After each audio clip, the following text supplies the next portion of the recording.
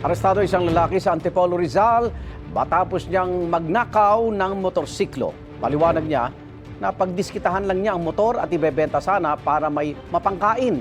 Laging una ka sa balita ni EJ Gomez, exclusive. Sa kuha ng CCTV sa Barangay San Isidro, Antipolo City, alas 12 ng hating gabi nitong linggo, kita ang dalawang batang nakatambay sa gilid ng kalsada. Sa isa pang CCTV, kita ang isang motorsiklong dumaan na isa pa lang nakaw.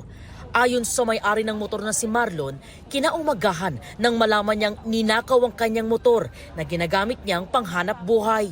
Pag wala pong motor, wala po talaga akong kita. Installer po ng smart lock. Pagising ko po ng alas 8 ng umaga, nagulat na lang po ako na wala na yung motorsiklo ko.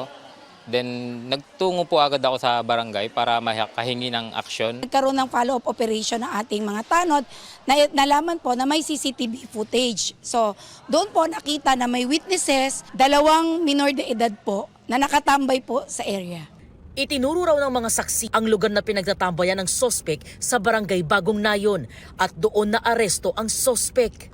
At nung pumunta rin ang ating barangay tanod kasamang ating pulis, inamin ng suspect na yung motor ay inaalok na niya, actually iniikot na niya sa ibang barangay, particular sa Barangay Kupang. Na-recover ng mga otoridad ang ninakaw na motorsiklo.